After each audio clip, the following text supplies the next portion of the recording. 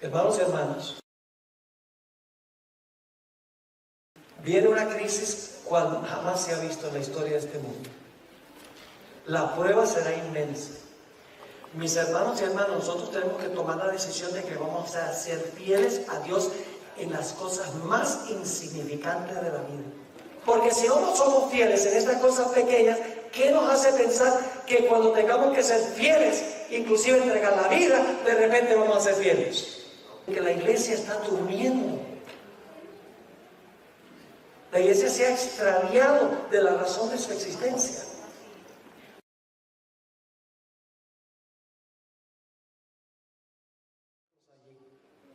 Vamos a buscar en nuestra Biblia una parábola de Jesús. Lucas 18 y el versículo 1 al 8. Lucas 18, 1 al 8. Se conoce como la parábola del juez injusto. No me gusta ese nombre. En realidad es la parábola de la viuda persistente, mejor nombrado.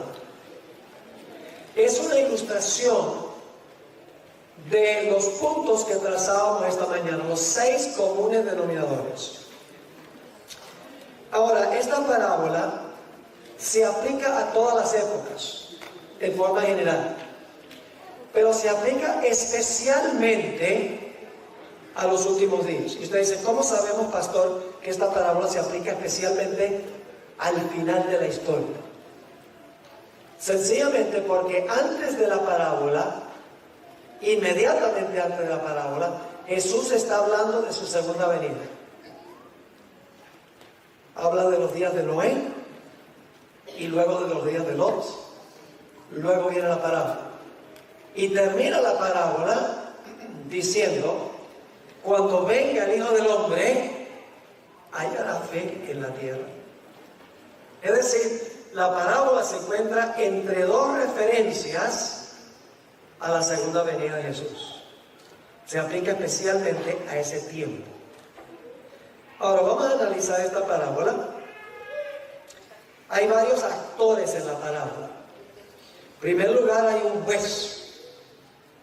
En segundo lugar hay una viuda. En tercer lugar, la viuda está clamando al juez. También la viuda tiene un adversario. La viuda le pide al juez que le haga justicia sobre su adversario. Pero el juez se demora en responderle. Pero finalmente el juez interviene y le hace justicia. Vamos a leer la parábola e interpretarla a medida que vamos avanzando. Lucas 18 y el versículo 1. También le refirió a Jesús una parábola sobre la necesidad de orar siempre y no desmayar. Esta es la lección central de la parábola. Debemos orar siempre y no rendirnos, no darnos por vencidos. Y ahora va a ilustrar esa lección diciendo, había en una ciudad un juez que ni temía a Dios ni respetaba a hombre. Así que tenemos en primer lugar el juez. Luego dice, había también en aquella ciudad una viuda. Ahora, encontramos en esta parábola que la viuda lo ha perdido todo. El adversario le ha quitado todo. Los que han estudiado esta parábola han concluido que el esposo de esta mujer, cuando estaba vivo, le debía una suma inmensa a un acreedor. Y cuando el esposo murió, el adversario le quitó todo por pagar la deuda que el esposo había dejado. La dejó en la calle, en otras palabras. Una viuda destituida de todo apoyo humano. Ahora fíjense lo que decía la viuda. Dice, la cual venía a él diciendo. Cuando dice venía, no significa que vino una vez y ya. No, vamos a encontrar que venía y venía y venía y venía donde el juez diciendo, hazme justicia sobre mi adversario. Así que dice, la cual venía a él diciendo, hazme justicia de mi adversario. El adversario fue el que le quitó todo, el que la dejó en la calle. Hay una demora en la parábola. Y él lo quiso por algún tiempo. ¿Se rindió la viuda porque no respondió inmediatamente? No, seguía viniendo. Ahora escuchen, él no quiso por algún tiempo. Pero después de esto, dijo dentro de sí, aunque ni temo a Dios ni tengo respeto a hombre, sin embargo, porque esta viuda me molesta, le haré justicia, no sea que viniendo de continuo, ahí dice que venía y venía y venía, no sea que viniendo de continuo me agote la paciencia. ¿Cuál fue la motivación de que el juez le respondiera a las plegarias de la viuda? Para quitársela de encima.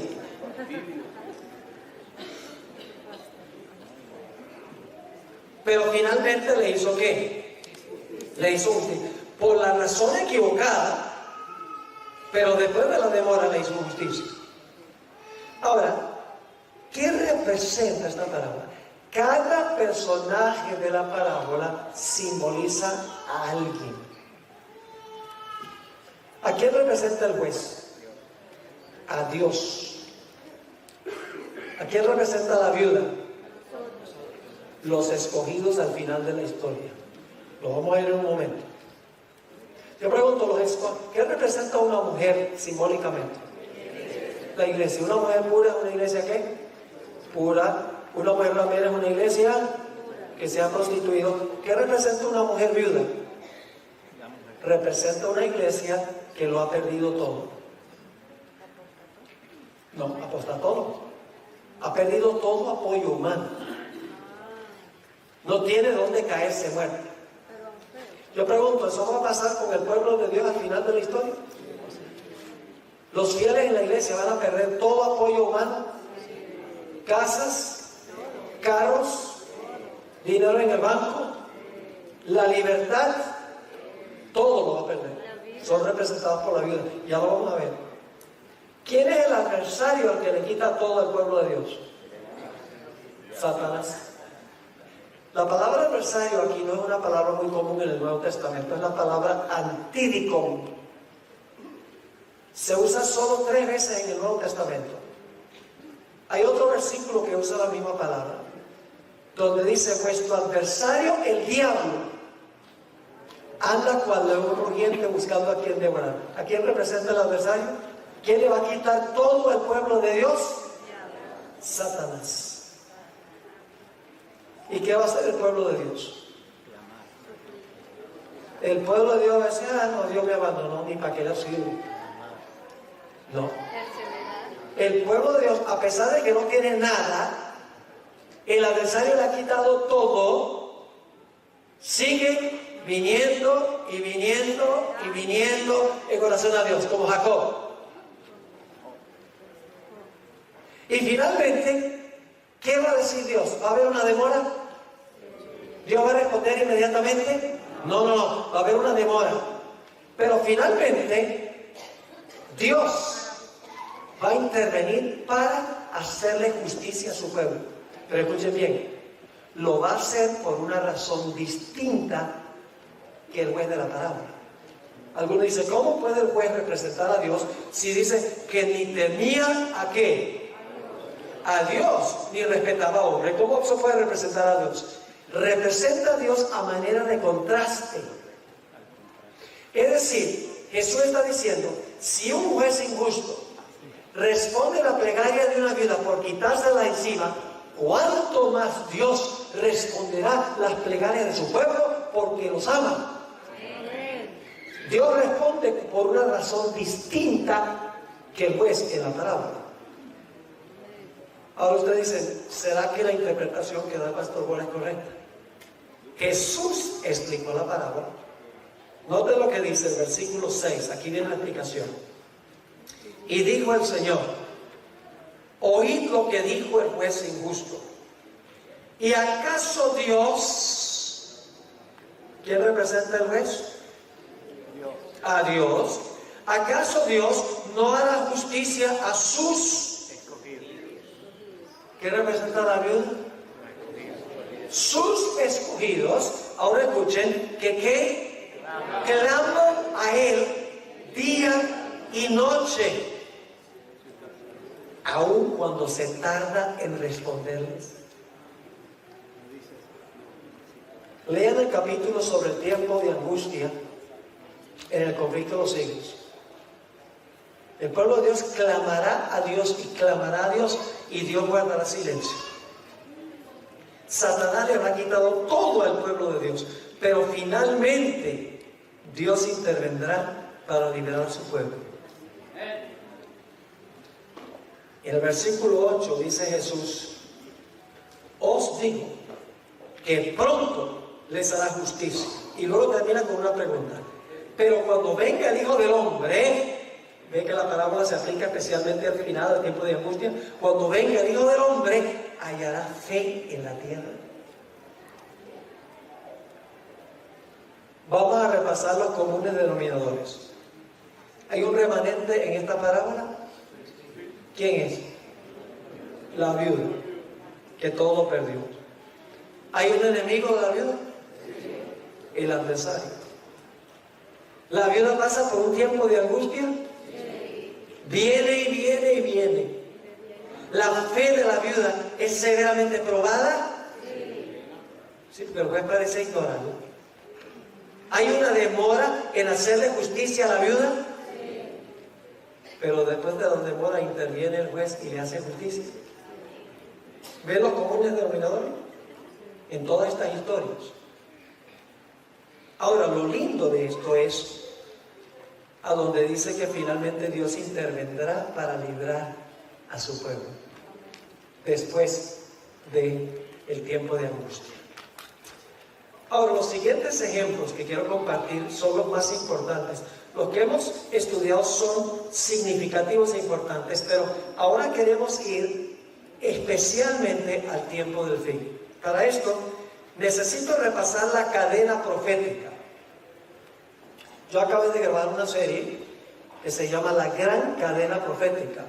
Está en YouTube, la pueden ver, donde trazo la cadena de las profecías desde Babilonia hasta el fin. La cadena empieza con ¿qué reino?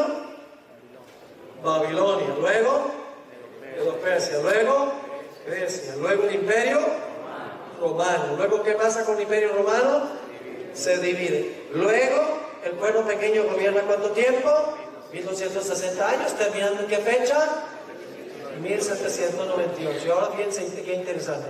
Cuando la bestia recibe su herida mortal en 1798, al mismo tiempo se levanta otra bestia. Pueden leerlo ahí. En el versículo 9 y 10 de Apocalipsis 13, dice que la bestia es herida con espada. En el siguiente versículo dice: se levanta una bestia de la tierra. ¿Qué representa esa bestia que se levanta de la tierra? Representa a los Estados Unidos. Ustedes pueden ver esta presentación, como les mencioné, en YouTube, y ahí yo compruebo por las características. Y lo interesante es que esta bestia que se levanta de la tierra, tiene dos cuernos como de ¿qué? Como de cordero. ¿Qué representan los dos cuernos como de cordero?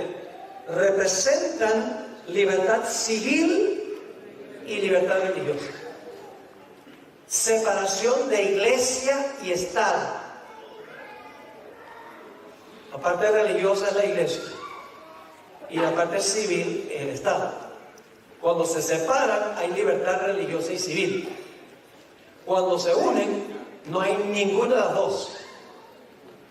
Así que Dios levantó esta nación en cuya constitución se halla garantizada la libertad civil y religiosa. Pero esta es una bestia esquizofrénica. Tiene doble personalidad. Porque dice que aunque tiene dos cuernos como de cordero, profesa defender libertad civil y religiosa, termina hablando como un dragón. Ahora escuchen lo que voy a decir. Esta bestia que se levanta de la tierra, que representa a los Estados Unidos, parece que su destino es ayudarle a la primera bestia a recuperar el poder que perdió cuando recibió la herida mortal. Después leerlo en Apocalipsis 13. A pesar de que tiene estos dos cuernos, libertad civil y religiosa, la descripción que se da es que esta bestia de la tierra va a repudiar lo que representa los dos cuernos y va a hablar como un dragón. Es decir, le va a devolver el poder a la primera bestia, al poder papal. Y ustedes dicen, ¿dónde dice eso? Solo resumo. Si ustedes leen Apocalipsis 13, 11 al 18, dicen que esta bestia de la tierra ejerce toda la autoridad de la primera bestia. Dice que todo lo que hace, lo hace en presencia de la primera bestia. Dice que manda a todos a adorar a la primera bestia. Hace una imagen de la primera bestia. Impone la marca de la primera bestia. Es decir, lo que va a hacer esta nación, los Estados Unidos, es que le va a devolver al papado el poder que perdió cuando recibió la herida mortal. Y va a repudiar lo que representan los dos cuernos como de cordero y va a hablar como un dragón. Ahora, quiero compartir con ustedes que cuando se fundó los Estados Unidos, se fundó a base de estos dos grandes principios, libertad civil y religiosa. Está en la Constitución de los Estados Unidos, en la primera enmienda a la Constitución, están los dos cuernos como de cordero. La primera enmienda a la Constitución de los Estados Unidos tiene dos cláusulas. La primera cláusula se conoce como la cláusula del establecimiento. La segunda cláusula se conoce como la cláusula de la libre práctica. Y la tercera cláusula garantiza derechos civiles.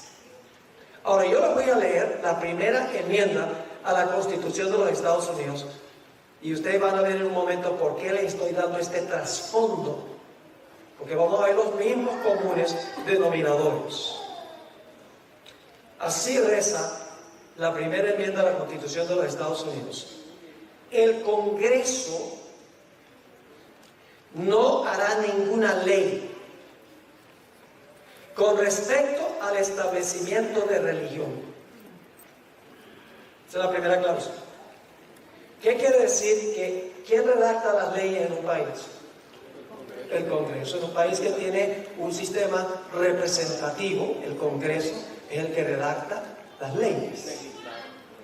En la primera cláusula dice que el Congreso de los Estados Unidos no puede hacer ninguna ley que establezca religión, que establezca alguna observancia religiosa.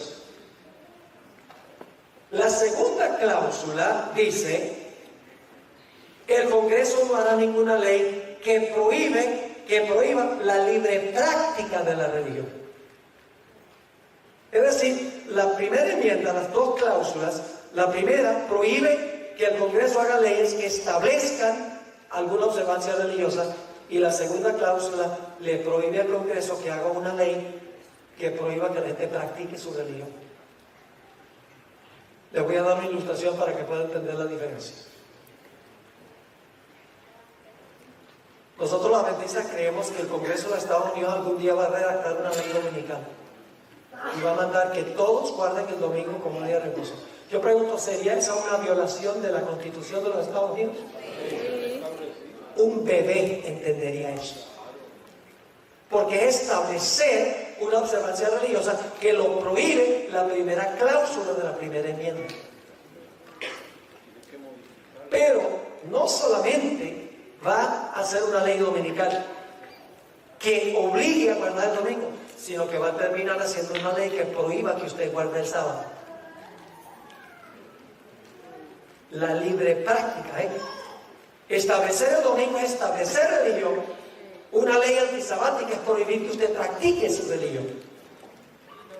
La primera enmienda le prohíbe al Congreso que haga una ley dominical y una ley antisabática.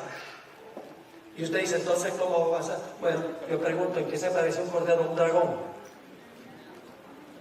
Es la bestia con dos cuernos como de cordero, que profesa apoyar libertad civil y religiosa, que va a repudiar eso hablando como un dragón. Va a contradecir su profesión. ¿Están entendiendo? Ahora, en el libro de Daniel, tenemos, dicho sea de paso, antes de ir al libro de Daniel, la tercera cláusula de la primera enmienda garantiza libertades civiles. Las primeras dos cláusulas, libertad religiosa. El Congreso no puede hacer una ley que establezca religión, ni puede hacer una ley que prohíba que la gente practique su religión. La tercera cláusula de la primera enmienda garantiza libertades civiles. Se lo voy a leer. El Congreso no hará ninguna ley que coarte la libertad de expresión.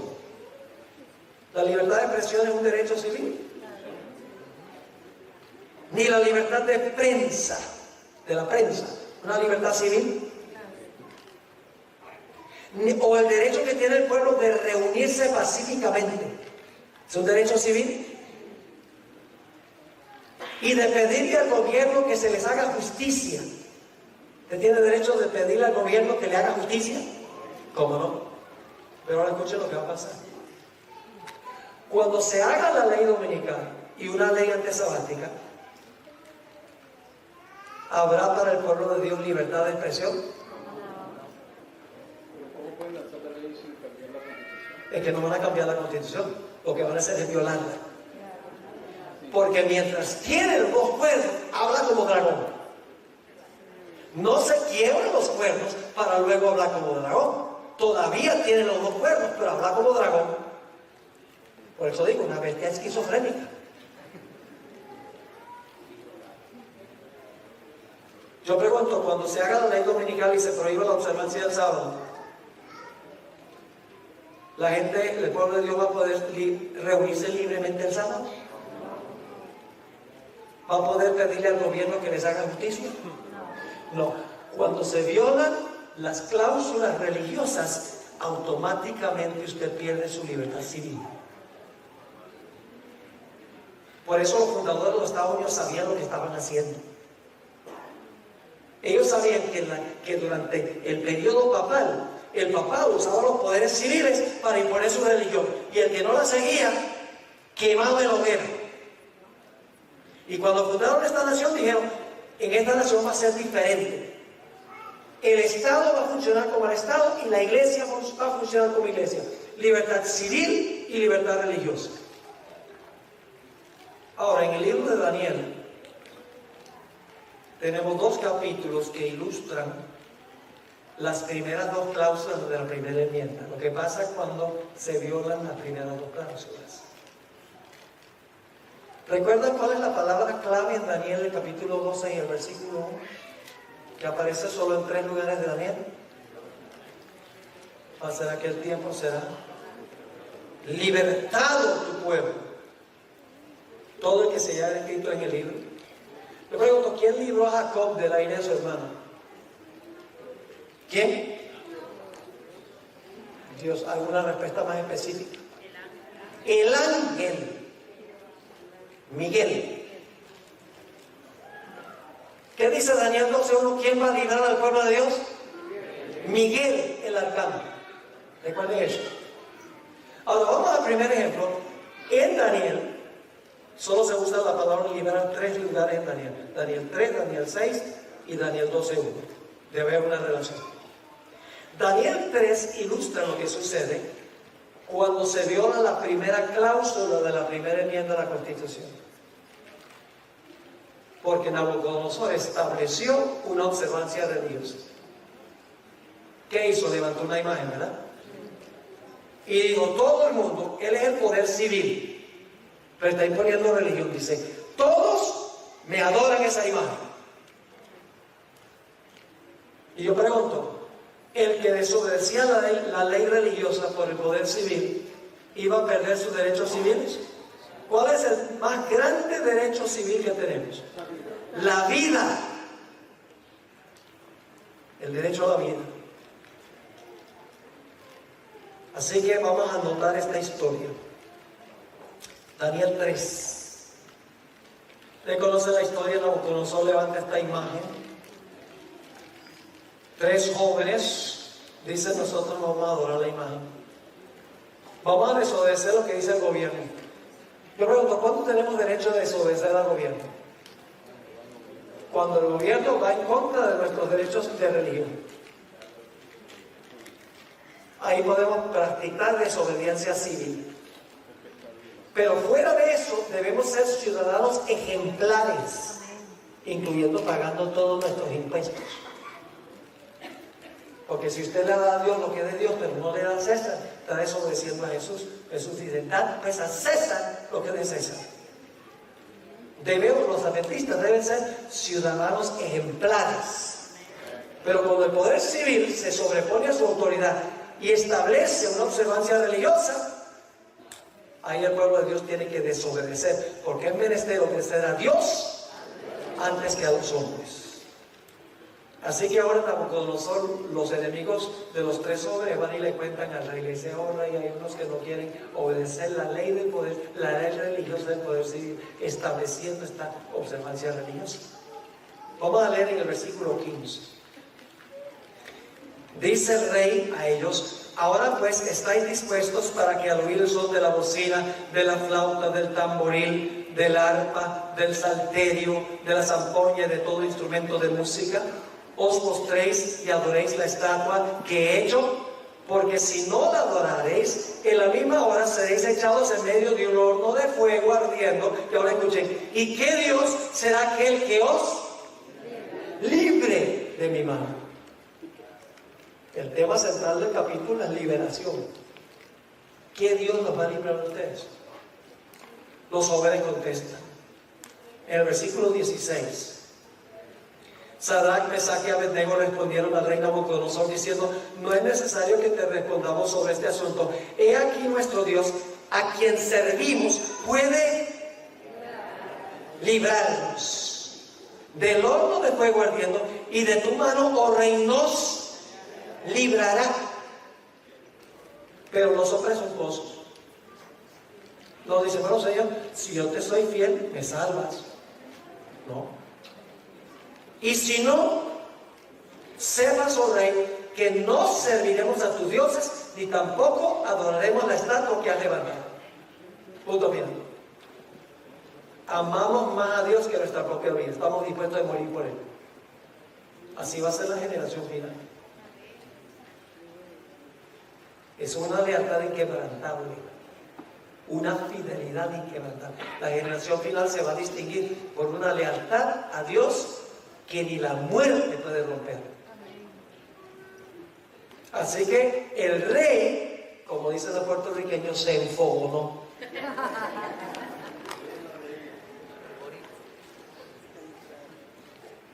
No, el rey no era boricua. Noten el versículo 25. Y él dijo, ahora miren el horno y ven 4. Dice: he aquí, yo veo 4 varones sueltos que se pasean en medio del fuego sin sufrir ningún daño, y el aspecto del cuerpo es semejante, las versiones dicen, al hijo de los dioses.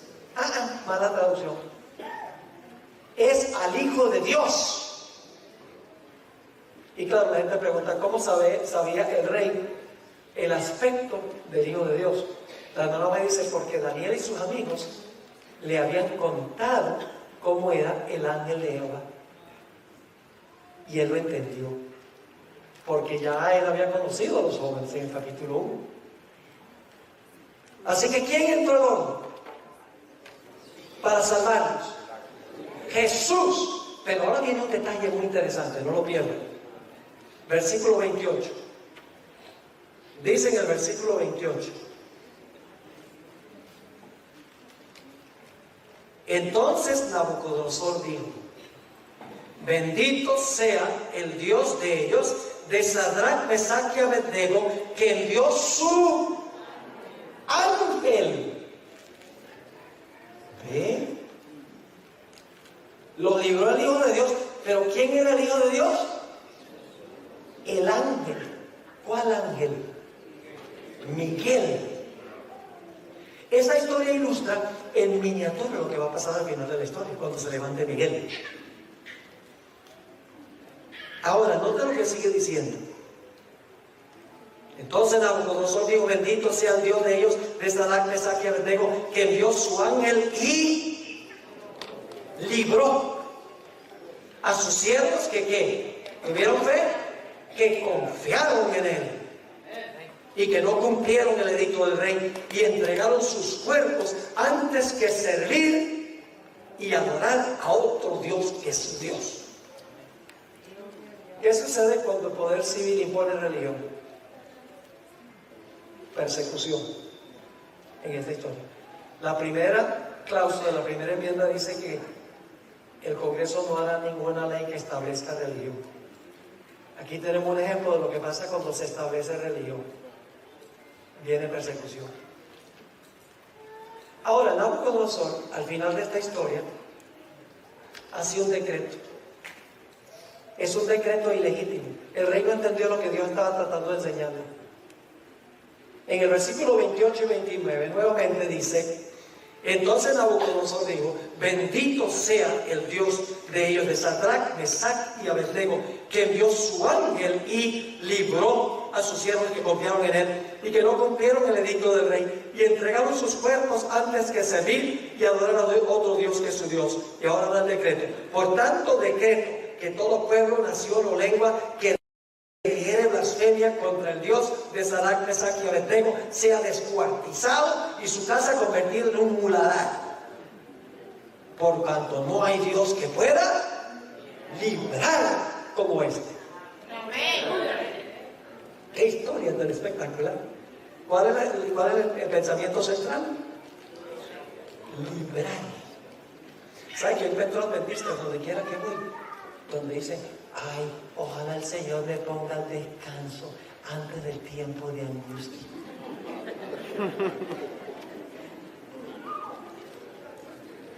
Eso es medio egoísta. Ay, no, yo no voy a poder resistir ese tiempo. Así que, Señor, ponme a descansar primero. ¿Ustedes se imaginan lo que será el privilegio de vindicar la verdad de Dios en medio del peor periodo de la historia del mundo? Pararse por Dios, aun cuando se trate de entregar la vida por el Señor. Testimonio poderoso. No hay Dios que pueda librar como este. Claro, el rey no entendió que el poder civil no podía tampoco mandar a todos a adorar al Dios verdadero. El poder civil no le puede decir a la gente que adore a un Dios falso ni que adore a uno verdadero, porque el poder civil no está para establecer religión. Era ilegítimo que el rey diga: si alguien blasfema al Dios de Israel, lo vamos a cortar en pedacitos y le vamos a demoler la casa. Ilegítimo. Ahora quiero que notemos la segunda historia. Vaya, dicho sea de paso, ¿están todos los comunes denominadores en esta historia? Sí. ¿Hay un remanente fiel? ¿Tienen enemigos? ¿Pasan por un tiempo de angustia? ¿Su fe severamente probada? ¿Dios se demoró en librarlos? Permitió que pasaran por el horno, pero después de la demora, ¿Dios los libró? Ven, todos estos cuadros del tiempo de angustia son paralelos. Ahora, hay otra historia en Daniel que ilustra lo que sucede cuando el poder civil prohíbe que usted practique su religión. La historia de Daniel 6, la segunda cláusula de la primera enmienda. Vamos a Daniel 6 y el versículo 5. Daniel tenía enemigos. No le gustaba Daniel porque era un hombre recto, un hombre leal, fiel al rey. Así que ellos preparan una trama. Dice en el versículo 5: entonces dijeron aquellos hombres: no hallaremos contra este Daniel ocasión alguna para acusarle, si no la hallamos contra él en relación con ¿qué? Con la ley de su Dios. ¿Cuál es el punto de contención? La ley.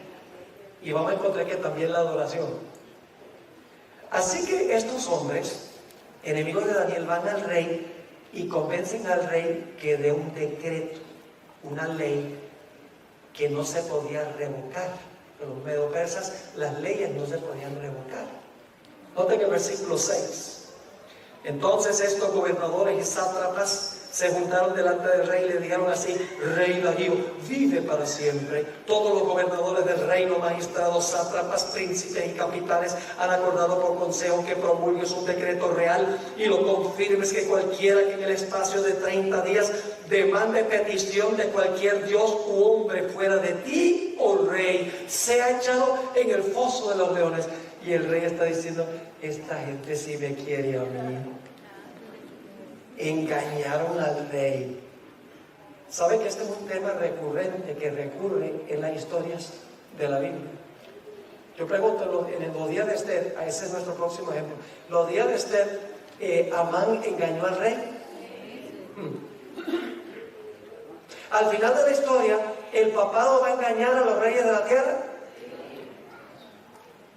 ¿Qué pasó cuando el rey descubrió que lo estaban engañando? Donde antes dio el decreto contra Daniel, ahora mandó a matar a todos los que lo engañaron.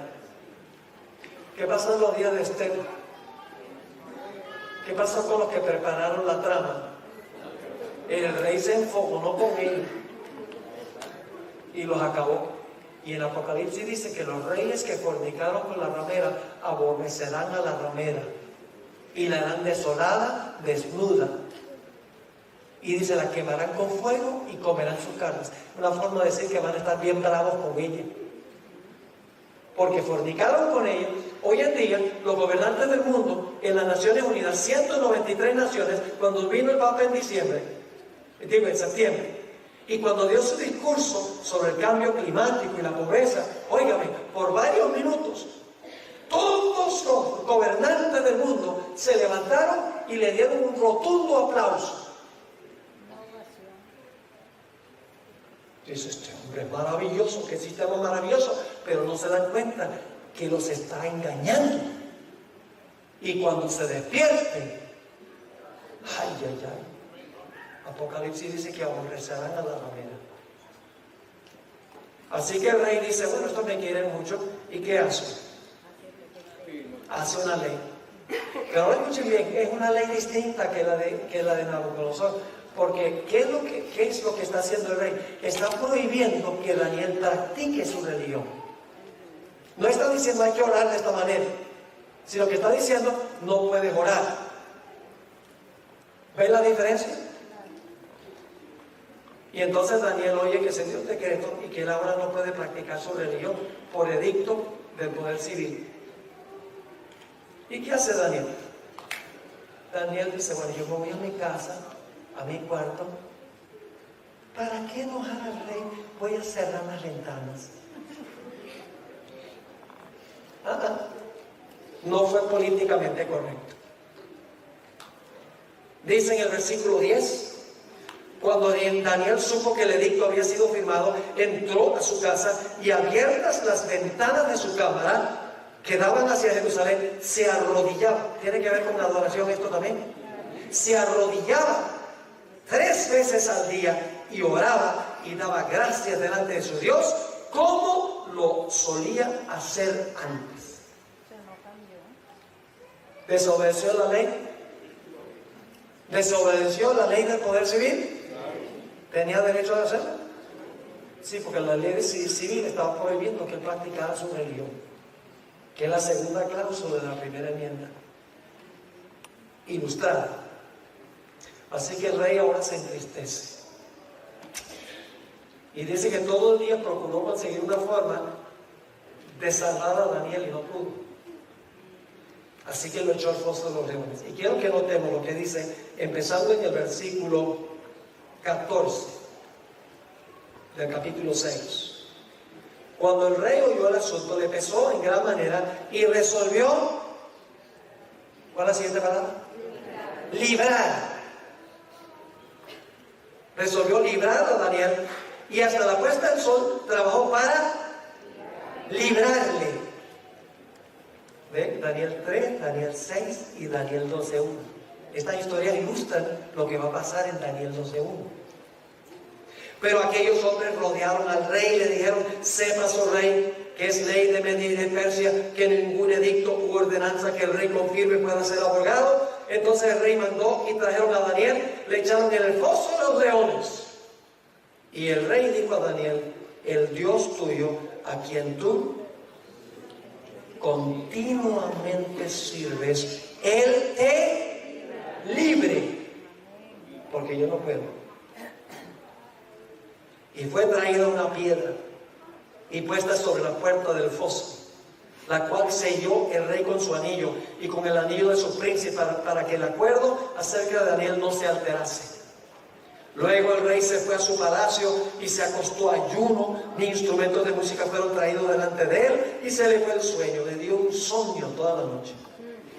El rey pues se levantó muy de mañana y fue apresuradamente al foso de los leones, y acercándose al foso llamó a voces a Daniel con voz triste y le dijo: Daniel, siervo del Dios viviente, el Dios tuyo, a quien tú continuamente sirves, ¿te ha podido librar de los leones? Entonces Daniel respondió al rey: oh rey, vive para siempre. Mi Dios envió su...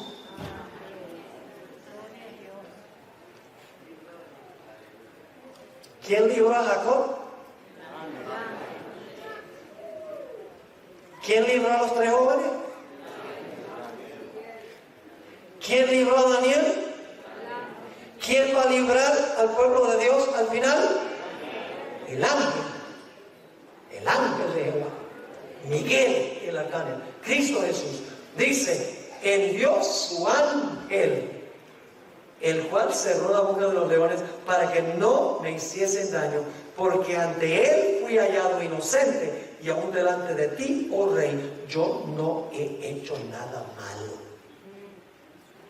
Entonces se alegró el rey en gran manera a causa de él, y mandó a sacar a Daniel del foso, y fue Daniel sacado del foso, y ninguna lesión se halló en él. ¿Por qué razón? Porque había confiado en su Dios. Ahora vamos a ver los comunes denominadores.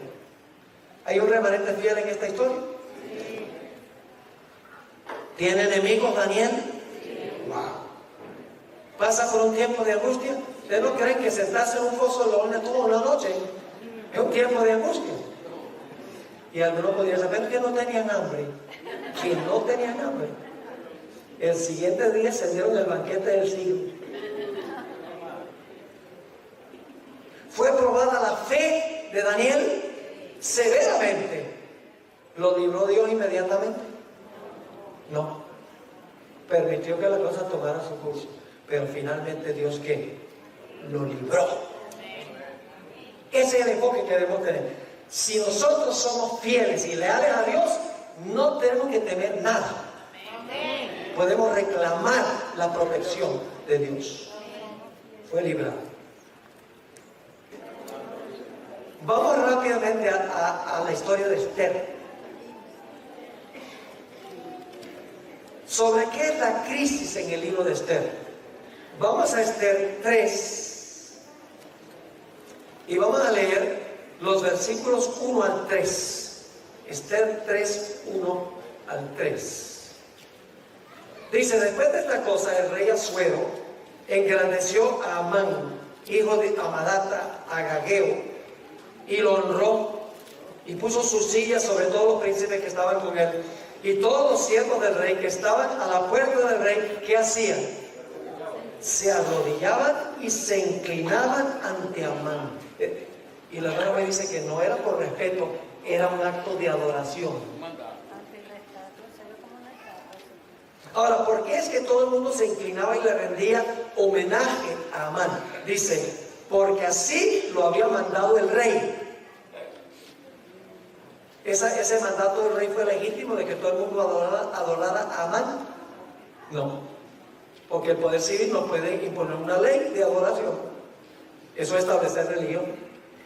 Dice: pero Mardoqueo ni se arrodillaba ni se humillaba.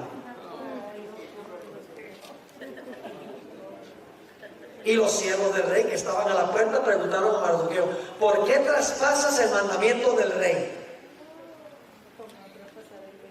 Este es un conflicto entre la ley de Dios y la ley del hombre. Ese va a ser el conflicto final entre la ley de Dios y las leyes de los poderes civiles. ¿Cómo no? Dice la sierva del Señor, el testimonio para la iglesia, tomo 5, página 425, dice: el edicto persa brotó de la malicia de Amán hacia Mardoqueo, no porque Mardoqueo le hubiese hecho daño, sino porque se negaba a mostrarle la reverencia que pertenece solamente a Dios. Es decir, que inclinarse era un acto de reverencia, no era solo así como hacen los japoneses, una señal de respeto. Así que Amán dice: yo voy a ir al rey y le voy a pedir al rey que dé un decreto contra esta gente, pero no le voy a decir quiénes son, porque sabía que la reina era judía. Así que dice en el capítulo 3 y el versículo 8 y 9, Amán va ante el rey y dice: y dijo Amán al rey Asuero: hay un pueblo esparcido y distribuido entre los pueblos en todas las provincias de tu reino. Y luego, ¿qué dice usted? Sus leyes son diferentes a las de todo pueblo y no guardan las leyes del rey. ¿Cuál ley era que estaban desobedeciendo? La ley de adoración que había dado el rey. No obedecen las leyes del rey. Y al rey nada le beneficia dejarlo vivir. Si place al rey, decrete que sean destruidos. Y yo pesaré 10,000 talentos de plata a los que manejan la hacienda para que sean traídos a los tesoros del rey. Un decreto de muerte. Porque no se obedecía la ley de adoración que había dado el rey. Ahora yo pregunto, ¿en esta historia hay un remanente fiel? Mardoqueo. ¿El remanente tiene enemigos? ¿Pasa el pueblo por un tiempo de angustia? Noten Esther 4, 1 al 3 y van a ver el tiempo de angustia. 4, 1 al 3. Luego que supo Mardoqueo todo lo que se había hecho, rasgó sus vestidos, se vistió de cilicio y de ceniza y se fue por la ciudad clamando con grande y amargo clamor, y vino hasta donde la puerta del rey, pues no era lícito pasar adentro de la puerta del rey con vestidos de cilicio, y en cada provincia y lugar donde el mandamiento del rey, su decreto llegaba, tenían los judíos gran luto, ayuno, lloro y lamentación. Cilicio y ceniza era la cama de muchos. ¿Pasaron por un tiempo de angustia? Me da la impresión de que sí. Dios se demoró en librarnos. Lean el libro. Tienen que pasar una serie de eventos. Y durante todo ese tiempo hay un decreto de muerte contra los judíos. Pero yo pregunto, al final de la historia, Dios intervino para librar a su pueblo. Permítame leer esta cita de la hermana White. Testimonio para la iglesia, tomo 5, página 425, dice: el decreto que ha de proclamarse contra el pueblo de Dios será muy similar al que promulgó Asuero contra los judíos en el tiempo de Esther. Es decir, es una historia simbólica del tiempo del fin. Sigue diciendo: el edicto persa brotó de la malicia de Amán hacia Mardoqueo, no porque Mardoqueo le hubiese hecho daño, sino porque se negaba a mostrarle la reverencia que pertenece solamente a Dios. La decisión del rey contra los judíos fue obtenida con falsas declaraciones, por calumnias contra ese pueblo peculiar. Satanás inspiró el plan a fin de desarraigar de la tierra a aquellos que preservaban el conocimiento del verdadero Dios.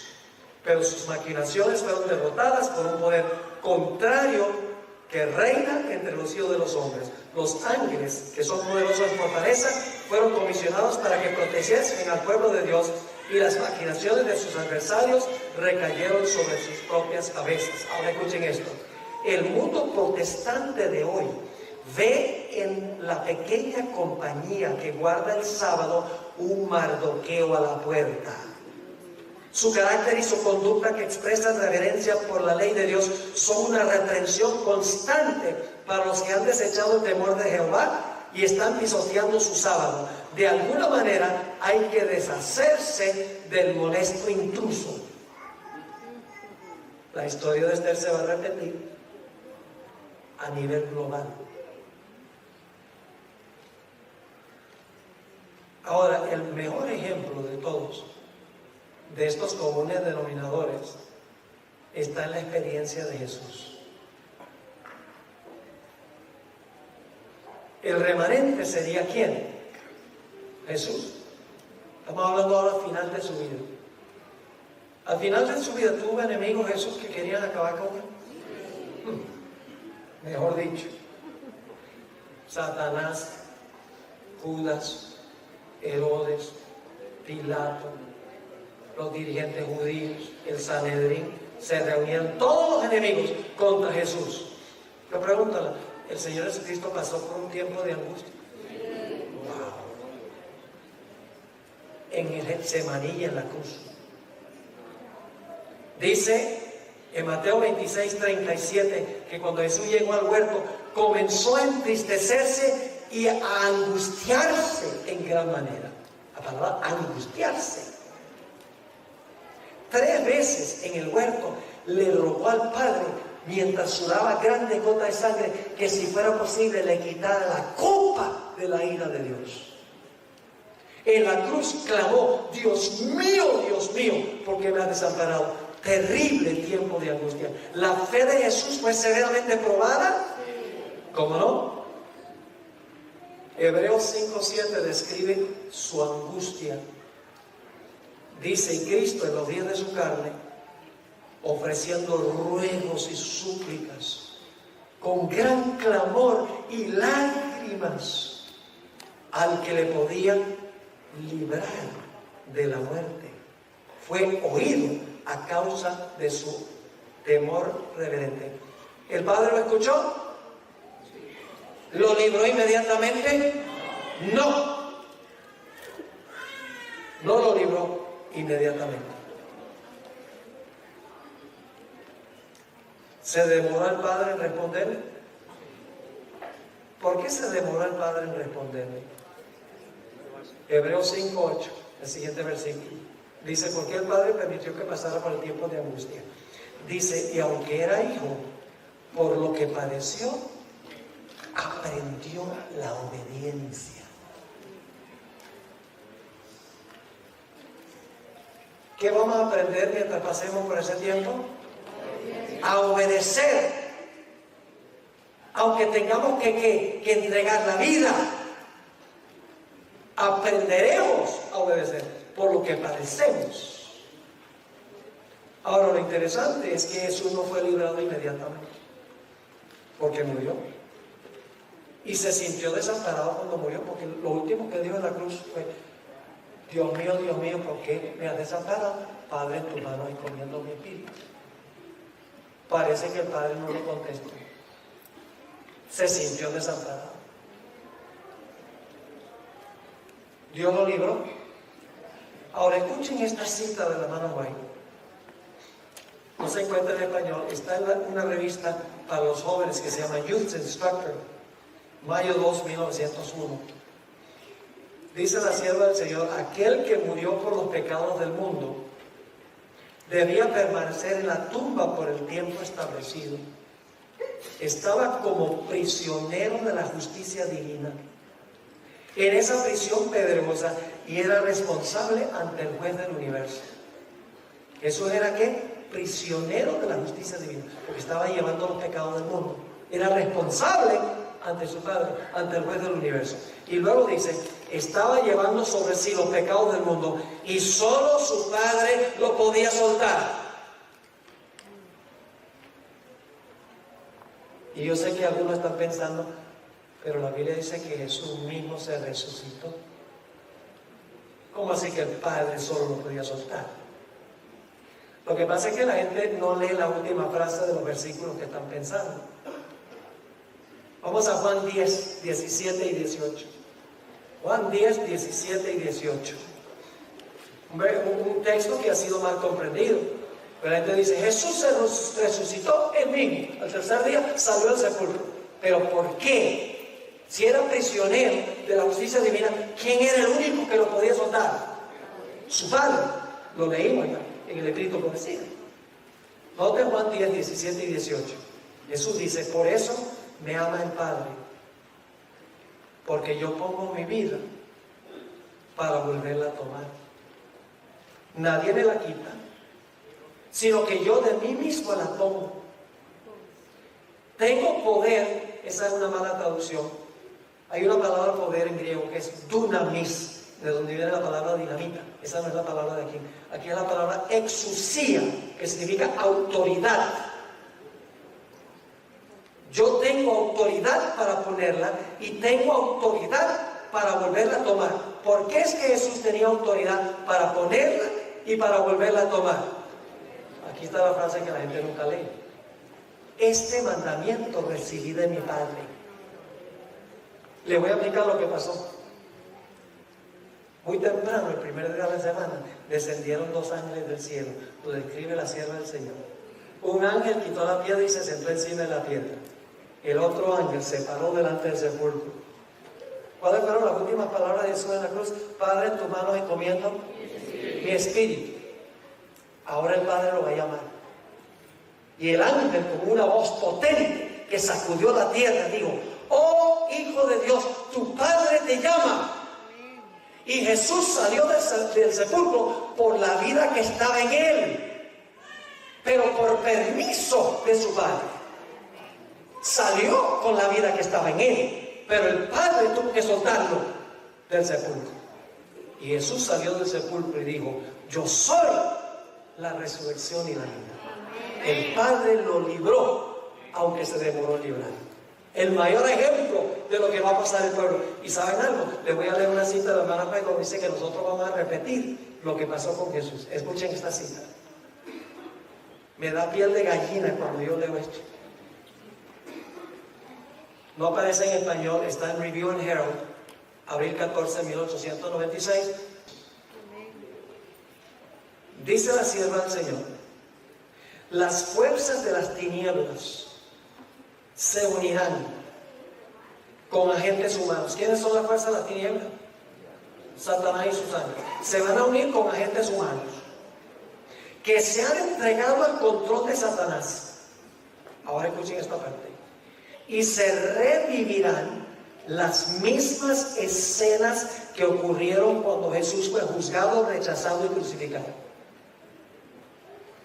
¿Captaron lo que está diciendo? Luego dice esto: al entregarse a las influencias satánicas, los hombres se transformarán en demonios. Y aquellos que fueron creados a imagen de Dios, los que fueron formados para honrar y glorificar a su Creador, se convertirán en habitación de dragones. Y Satanás verá en una raza apóstata su obra maestra de maldad, seres humanos que reflejan su propia imagen. El pueblo de Dios reflejará perfectamente el carácter de Jesús, y los impíos reflejarán perfectamente el carácter de Satanás. Por eso se va a repetir esta historia. Entonces, ¿qué tenemos que hacer nosotros? Lo que hacía Jesús. Tenemos que formar esa relación íntima con Jesús a través de la oración, el estudio de la palabra y trabajar por Jesús. Es lo que hacía Jesús. Por eso tenía una relación estrecha con su Padre. Ahora vamos a nuestro último ejemplo. La historia de Job. Y he dejado esto de último con un propósito muy especial. Les voy a contar la historia. Abuelo de pájaro. Un día vienen los hijos de Dios a presentarse delante de Jehová. Y entre ellos aparece ¿quién? Satanás. Y Dios le dice a Satanás: ¿de dónde vienes? Dice: de rodear la tierra y andar por ella. Es decir, vengo de supervisar mi territorio. ¿Por qué estaba Satanás en esa reunión? ¿Quién debería haber estado en esa reunión? Ana.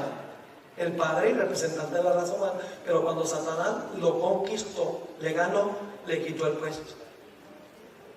Y por lo tanto, él fue representando este mundo. Ahora, si Satanás fue representando este mundo, ¿quiénes eran los otros hijos de Dios? Pues también tenían que ir representando mundos.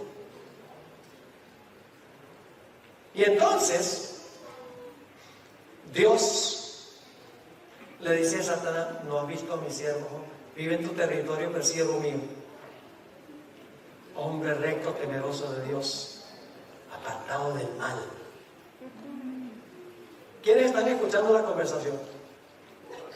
Todos los representantes del universo están presentes escuchando. Y Satanás dice a Dios: claro que sí, claro que te es fiel, porque es por los panes y los peces. Tú lo has cercado, lo proteges, lo has prosperado y no me has dejado tocarlo. Te sirve por interés. Pero si tú me permitieras quitar lo que tiene, te blasfemaría en tu rostro. ¿Quiénes están escuchando? Todos los representantes del universo. ¿Qué hubiera sucedido si Dios dice: no le hagan caso, son mentirosos? Los seres celestiales hubieran pensado: bueno, ¿y a qué le tiene miedo Dios? De verdad que lo ha acercado y lo ha prosperado y lo sirve por eso. ¿Quién sabe si tenga razón?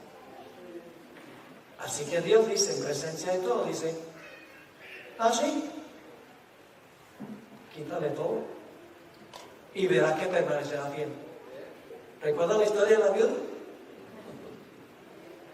Así que Satanás sale, le quita todo lo que tiene, todos los hijos, todas las propiedades, todas las bestias, todos los siervos, quedan en la calle. El adversario se va a quitar. ¿Y qué dice Job? Jehová dio. Solo lo que dijo tenía 50% de verdad, porque Dios dio, pero el diablo le quitó. Pero él no entendía. Dios dio y Dios quitó. Alabado sea el nombre de Jehová. ¡Ah! Y el jurado celestial dice: Dios tenía razón. Job sirve a Dios no por interés, sino porque ama a Dios. Aun cuando pierde todo, es leal a Dios. Aleluya, están cantando en el cielo. Viene otro día, se aparecen otra vez los hijos de Dios, y entre ellos Satanás. Dios le dice a Satanás: ¿de dónde vienes? De rodear la tierra y de andar por ella. Y Dios dice con un orgullo sano, dice: ¿no has visto a mi siervo Dios? Mi siervo Job, que aunque me incitaste contra él, aún conserva su integridad. ¡Ah! Dice Satanás, en presencia de todos los representantes del universo. Dice: claro que sí, porque no me dejaste tocarlo a él.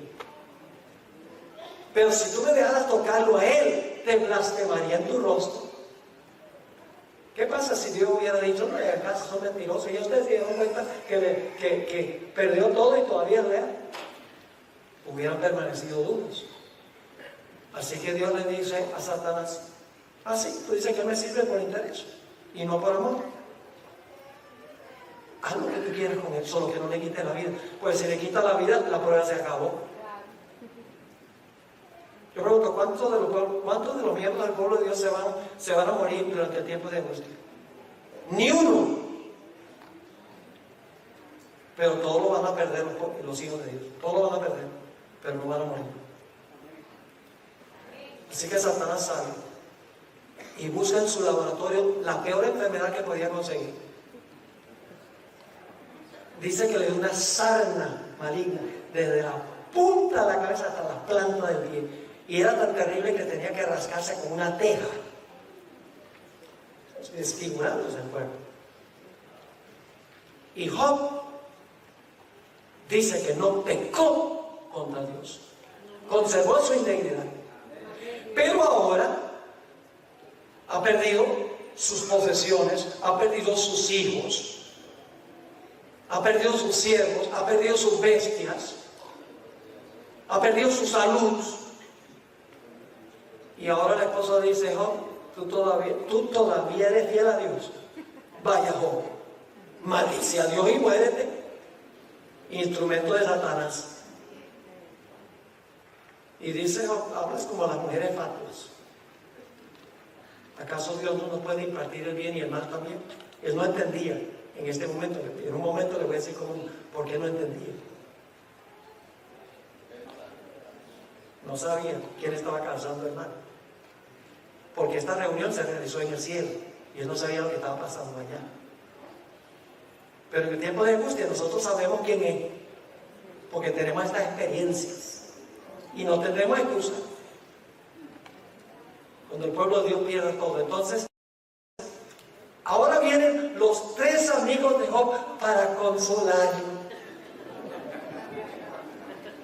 Y el jurado celestial está viendo lo que está pasando. ¿Será que Job de verdad va a abandonar su alianza a Dios?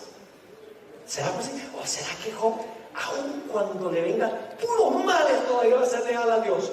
Vienen los 3 amigos a consolarlo y se convierten en sus acusadores. Job ha perdido todo. Pero ¿saben cuál es lo más triste? Que él siente que ha perdido también a su mejor amigo, Dios. Desde el capítulo 3 hasta el capítulo 38, Job clama en su tiempo de angustia a Dios. Le dice, ¿por qué? Explícame por qué está pasando esto. Si yo soy tu hijo, yo era fiel a ti, usaba mis bienes para beneficiar a los necesitados. No entiendo por qué me está pasando. ¿Por qué te has volcado contra mí? Si yo te amo. Yo sé que si tú permitieras que yo fuera tu trono, hay mucho lenguaje legal en el libro. Esto en realidad es un juicio. Porque hay testigos, hay un acusador, hay un defensor, hay un acusado. Es decir, es un juicio que se está realizando. Se ilustra lo que pasa en el juicio investigador.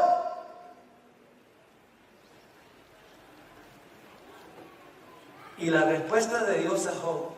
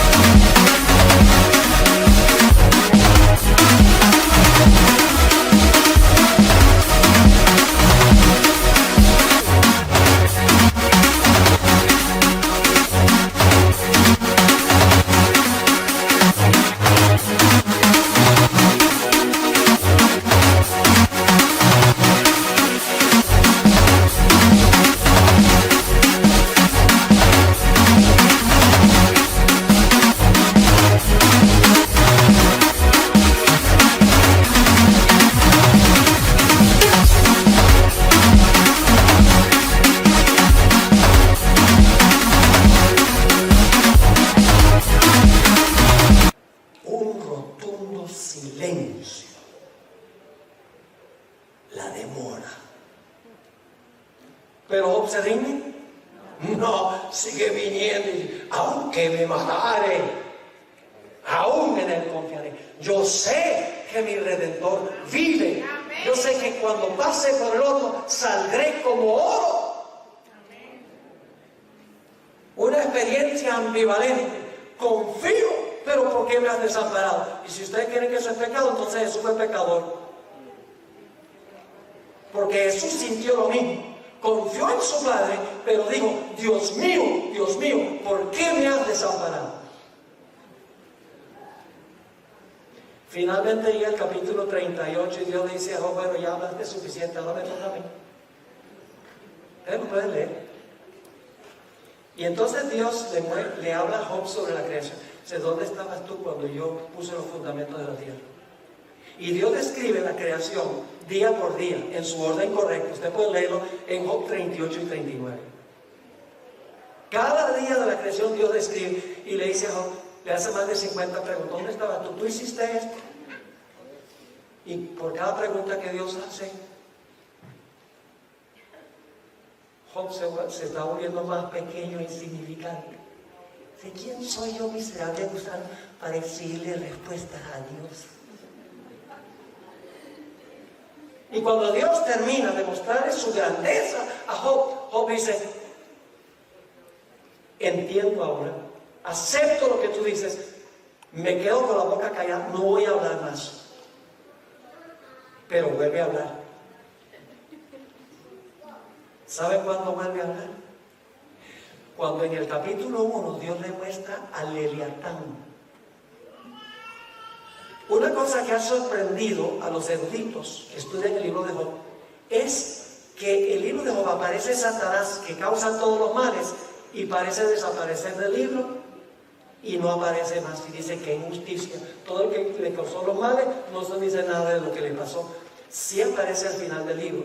Al principio se llama Satán, pero al final se llama Leviatán. Y en el capítulo 41 Dios describe a Leviatán. Job hubiera entendido Leviatán porque las religiones paganas del área creían que el enemigo de los dioses se llamaba Leviatán. En la cultura de esa época, politeísta. Job no era politeísta, pero conocía la idea de que el Leviatán era enemigo de Dios. Dicho sea de paso, Leviatán, en el último versículo del capítulo 42, dice que es el rey sobre todos los soberbios. Algunos dicen que es un cocodrilo. Vaya cocodrilo que respira fuego y humo. No es ningún cocodrilo, es un dragón. En Isaías 27:1 se menciona Leviatán. ¿Saben qué nombre se le da? El dragón y la serpiente retuerta. Se le llama Leviatán, se le llama dragón y se le llama serpiente retuerta. Y el Salmo 74 dice que Leviatán tiene múltiples cabezas. En Apocalipsis capítulo 12 encontramos a ese personaje. 7 cabezas. Y se le llama la serpiente antigua, el diablo, Satanás, que es el nombre original que se le dio en el libro de Job. El diablo y Satanás. Es decir, ¿quién es Leviatán? Satanás. Así que cuando Dios le muestra Leviatán a Job, Job dice, ahora sí entiendo que me estaba acusando, no es Dios, es Satanás. Y entonces ahora Job dice, Señor, ¿me permites hablar de nuevo? Y para hacer una larga historia corta, Job dice al final de la historia, dice, de oídas te había oído, pero ahora mis ojos te ven. Ahora entiendo, dice Job. Y se arrepintió en saco y ceniza. No se estaba arrepintiendo del pecado, sino que se estaba arrepintiendo de haber cuestionado a Dios por lo que le había sucedido. No falló, porque Dios lo recompensó con el doble de lo que tenía antes. Yo pregunto, ¿en esta historia hay un remanente? ¿Hay enemigos? ¿Hay un antídicon? Oh, el diablo. ¿Pasa Job por un tiempo de angustia? ¿La fe de Job es severamente probada? ¿Dios se demora en responderle? Pero finalmente Dios interviene y lo libra. Exactamente. ¿Por qué permitió Dios que Job pasara por su experiencia? Por 2 razones. Uno, para consumir todo lo que lo ataba a este mundo. Para purificar y refinar su carácter. Para quemar toda la escoria en su carácter. Por eso Job dijo en el capítulo 23 y el versículo 10, cuando me hubiere probado, saldré como oro. Así que él entendió que esta experiencia de agonía fue para refinar su carácter. Pero hubo una segunda razón, y era para enseñarle una lección al universo. De que Dios tendrá un pueblo en el tiempo del fin. Un pueblo que aunque pierda todo, será fiel a Dios. No por interés, sino por amor.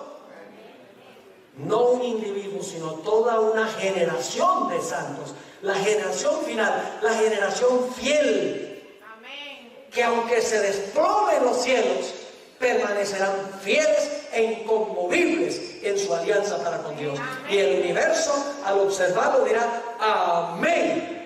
Dios tiene un pueblo fiel, Dios tiene un remanente fiel. Jesús hizo la pregunta: cuando venga el Hijo del Hombre, ¿hallará la fe en la tierra? Pues Apocalipsis dice que sí, porque dice: aquí están los que guardan los mandamientos de Dios y la fe de Jesús. Apocalipsis responde a esa pregunta. Hermanos y hermanas, visitas. Viene una crisis cual jamás se ha visto en la historia de este mundo. Yo no puedo decir que va a pasar en un año, unos meses, pero las cosas van en picada, van para abajo. La prueba será inmensa. ¿Cuándo nos preparamos para ese tiempo?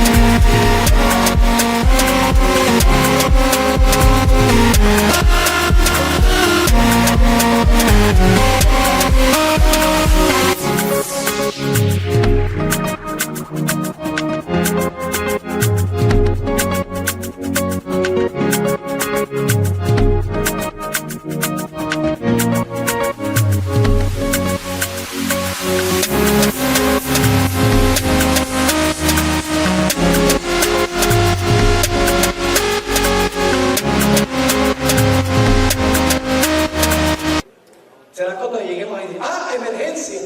Ahora voy a ser fiel. No.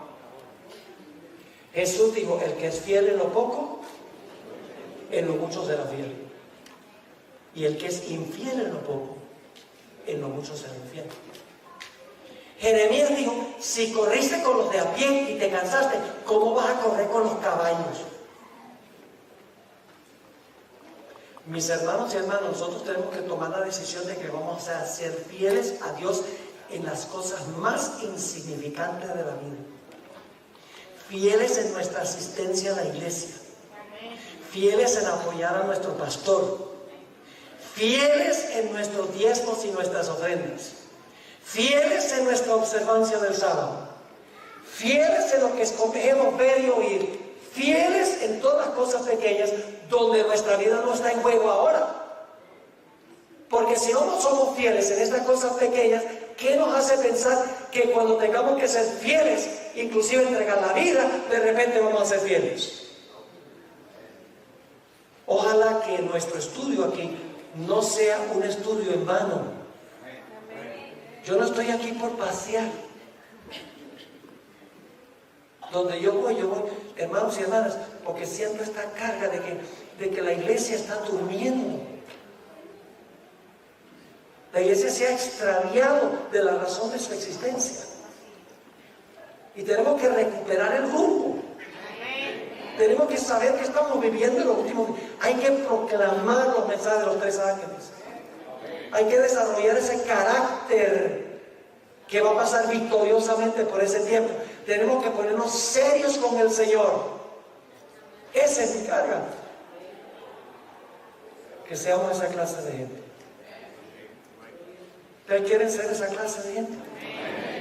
¿Quieren ponerse de pie? Yo voy a tener una oración. Gloria a Dios. No nos vayamos y por 2 días estamos todos animados y luego volvemos a lo mismo. No. Vamos con disciplina, temprano en la mañana, a meternos en la Biblia y a orar al Señor, y cuando tengamos la oportunidad, a hablarle a otros sobre el maravilloso Dios que nosotros tenemos. Hagamos eso. Vamos a ganar victorias increíbles en nuestra vida. Oremos. Padre, gracias te damos por estas historias. Sabemos que después de la tormenta viene la calma, pero tenemos que pasar por la tormenta. Te doy gracias, Señor, por el privilegio de haber estado aquí y también por el privilegio de hablarle a muchas personas a través del internet. Te ruego, Señor, que tú bendigas a todas las iglesias representadas en este local. Todos los que escuchan por el internet, sean adventistas o no adventistas. Te ruego, Señor, que nos ayudes en este mismo momento a tomar la decisión de que vamos a hacer una entrega sin reservas a Jesús. Aunque nos cueste la vida. Gracias, Padre, por cumplir tu promesa con nosotros. Y gracias por responder nuestra oración, porque te lo imploramos en el precioso e incomparable nombre, el nombre sobre todos los nombres, el nombre de Jesús. Amén. Amén.